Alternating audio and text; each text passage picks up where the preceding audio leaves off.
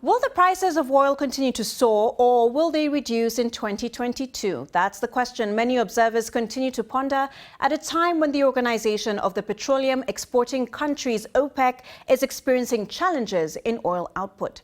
OPEC, which brings together the world's biggest oil producers, last week agreed to stick to its plan to increase oil output by 400,000 barrels per day in February.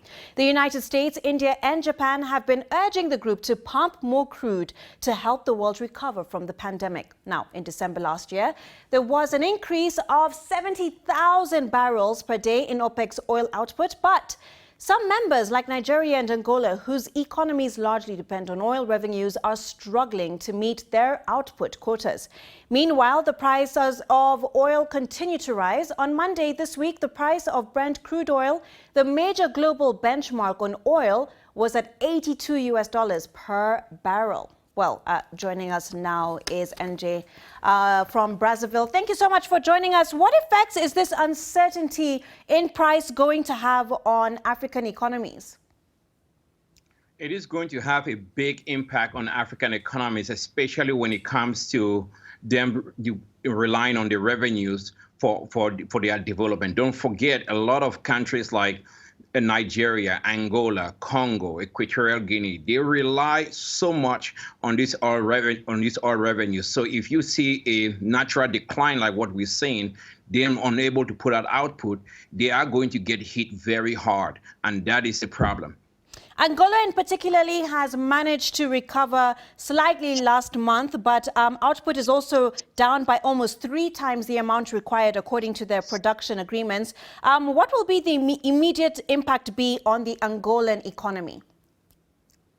The immediate impact on the Angolan economy is that you're going to see rate hikes. For example, the government is going to have to look for cash somewhere else. So you might see tax increases, but I think they're trying to stop that. You don't want to do that. But also there's something positive.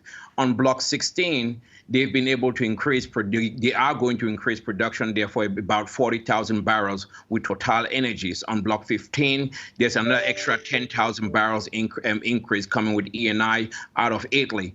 And they have also given Total Energies an extension to really roll out some of the marginal fields to see that they can show up production, meet their OPEC quotas, but also get revenue into the economy so they can begin to deal with issues around energy transition and also deal with issues around an economic recovery post-COVID. Break this down a little bit more for the ordinary citizen. What does this mean for consumers like drivers, commuters, and households who buy gas?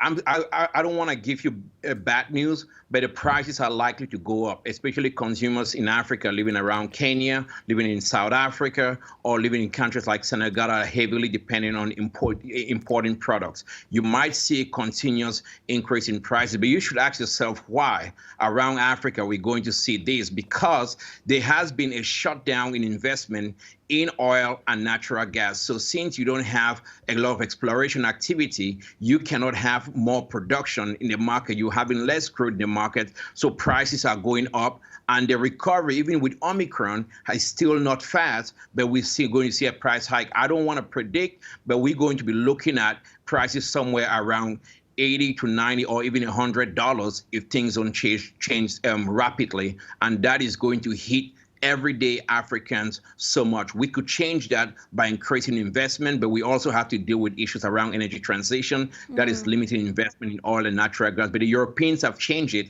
by proposing to label gas green, because then you might see an increase in gas, which we really need for development and everyday people. Thank you so much for adding perspective on that story.